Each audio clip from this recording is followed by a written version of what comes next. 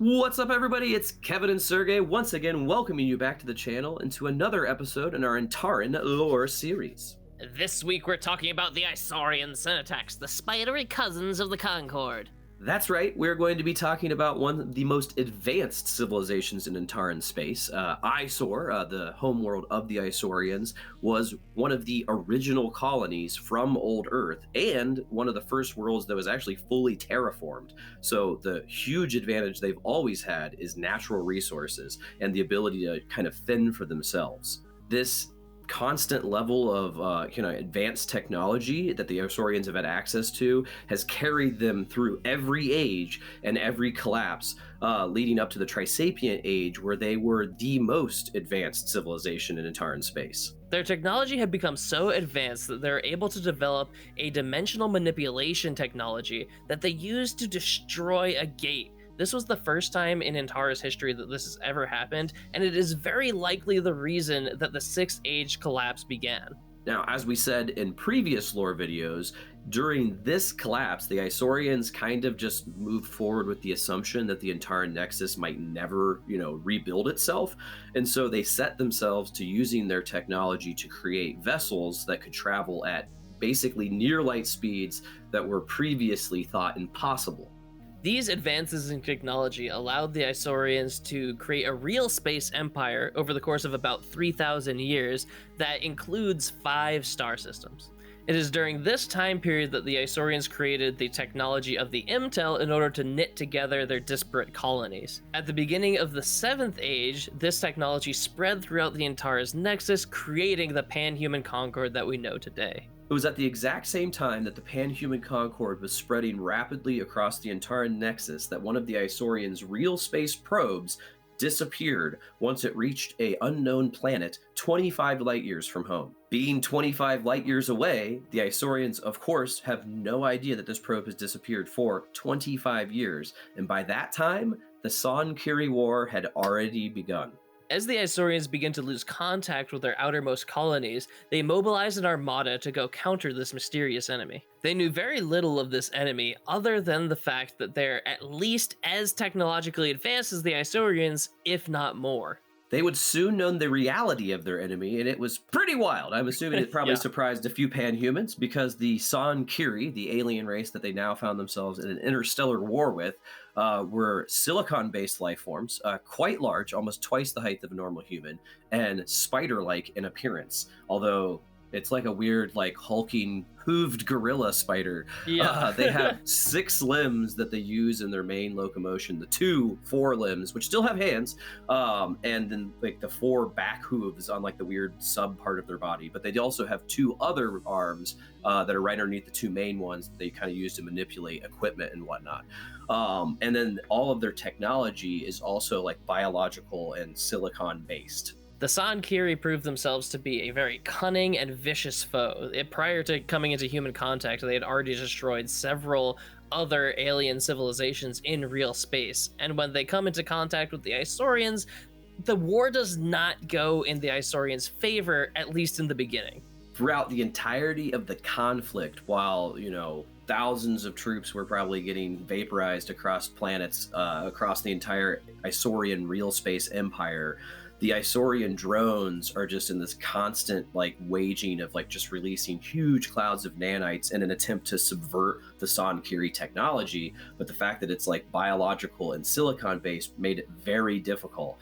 And even then, though, the San-Kiri were also just pumping clouds of spores in the attempts to break into the security and gain access to the communal knowledge of the Imtel.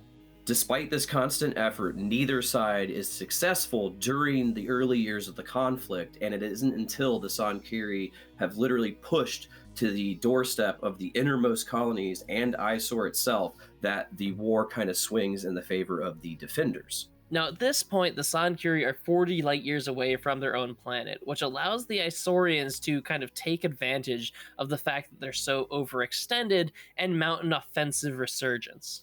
During the final stages of this conflict, in sort of a last-ditch effort to hack the Isorian intel, the San-Kiri develop a biosilicate carbon interface spore that will allow them to merge with the Isorian intel.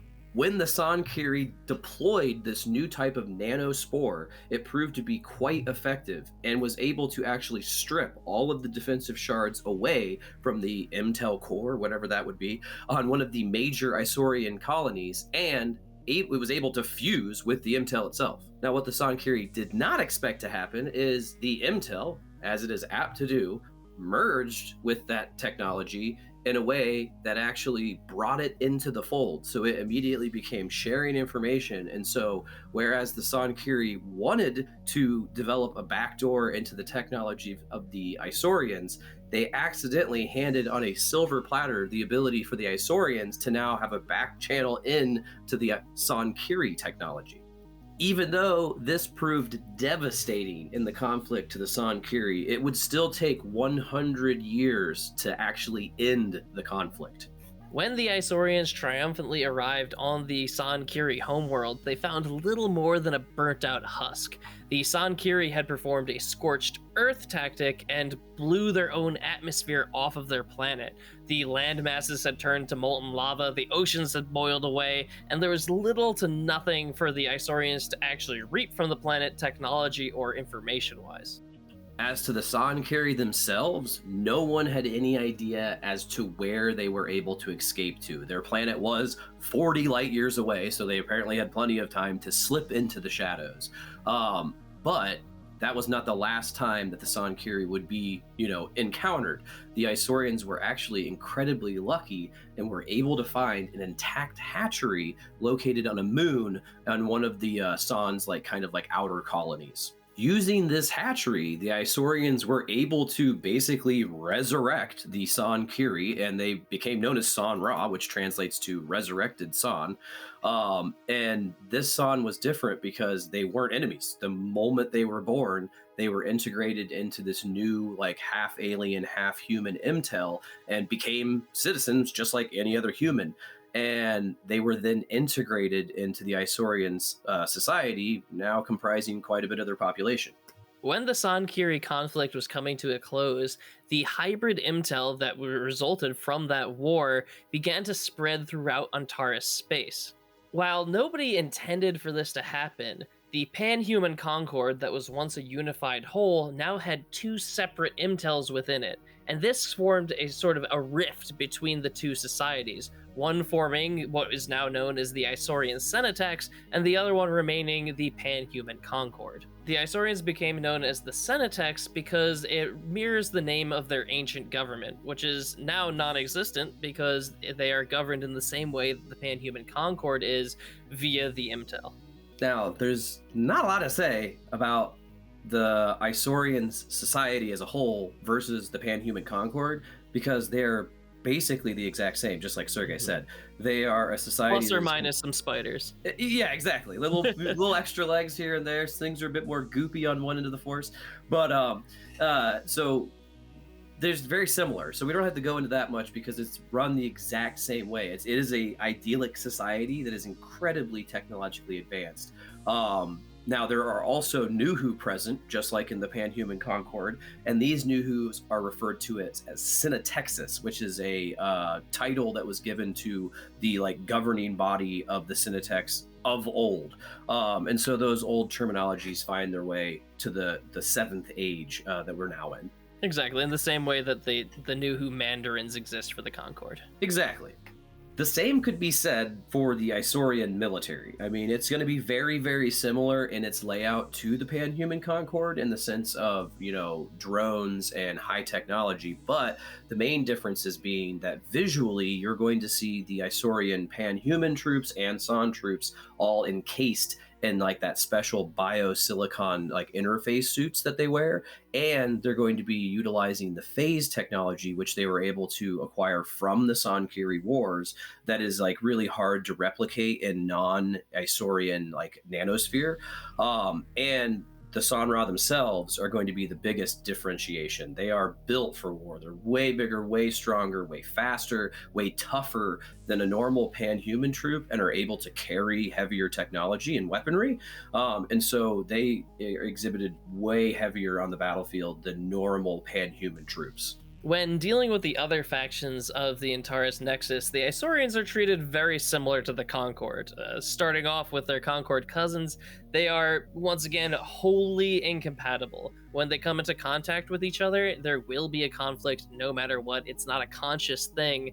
Their intel just understands that where one exists, the other cannot. This can lead to very wide-reaching, very violent conflicts that often pull lesser technologically advanced societies kind of under the wake of this massive battle. Because of this, the Isorians are treated with a great deal of mistrust and really only contacted through freeborn intermediaries who are capable of scrubbing away their intel and avoiding integration. Other societies avoid them like the plague because they kind of are a plague to a certain extent. They're goopy. They're goopy and weird, and they will integrate you if given the chance in the same way that the Concord does. So they're treated with fear and respect in the exact same way that any Intel race is. They're best avoided. And this concludes the basic information that can be found in the main rulebook about the Isorian Senatex. I think it's a really cool faction. I think that they did the alien faction angle really cool with them.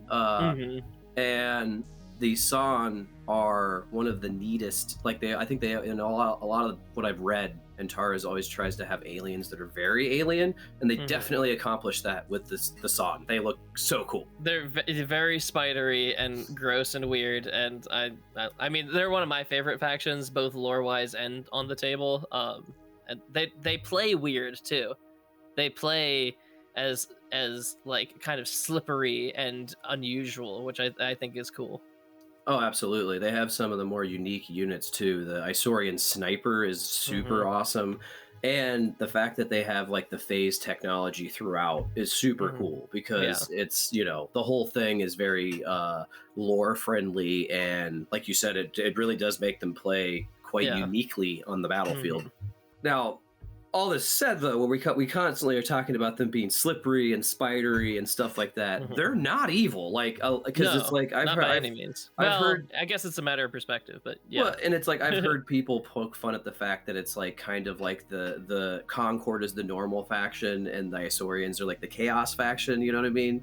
And that's not a good comparison because if you live in the Isorian Senatex, they still take care of you in a utopian society. It's just that your neighbor might have hooves and be like 10 feet tall. But there's like literally no difference. So it's not like the military is you know, they levy troops in the exact same way. If a San would like to be a soldier, they find out that they're a soldier. If you know, and so they're not evil. It's because the war is almost unconscious, is the way they describe it as well.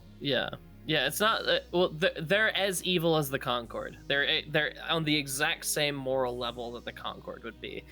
Which I would argue the Concord's not evil at all. Exactly, they're excessively neutral. Both factions. If you happen to be a freedom-loving freeborn, you probably think they're evil. If you happen to be a Concord citizen, you probably think they're the best thing ever. So yeah, it's a perspective matter. Oh yeah, it's the truth. And I mean, even the conflict between the two Intel societies is, like I said, unconscious. Like they're not actually like looking to destroy one another. It's just that where they meet on the borders of Antaran space, they conflict with each other on a natural basis. And it's not a conflict that like people are pushing to, or like humans are actually making the conscious decision to do it. Literally oil and water. They cannot merge. And they still do, like you said, you know, they have freeborn intermediaries, so it's like they still can trade technologies around and learn of, you know, the comings and goings of Antaran space through one another. But it's just like, it's just what it is. But I think it was a really neat way of presenting a faction that is more alien in nature. Well, I had a fun time talking about the Isorians, and if you guys had fun too, you should like this video and help fight our battle against the YouTube intel. And comment if you have any questions about what we're talking about today, or any suggestions about future topics that we could do in our Antares lore system. And then also subscribe to the channel if you haven't. We would love to have you. If you want to support the channel even further, we do now have TTW swag. If you want one of these shirts, they'll find a link right beneath this video. And if you want to support the channel even further than that, we have a Patreon campaign where you'll gain access to our Patreon exclusive dev vlogs, where we take you behind the scenes to show you all that we're doing here at the TTW studio. Keep an eye out for more lore videos coming down the pike, and we will see you on the tabletop.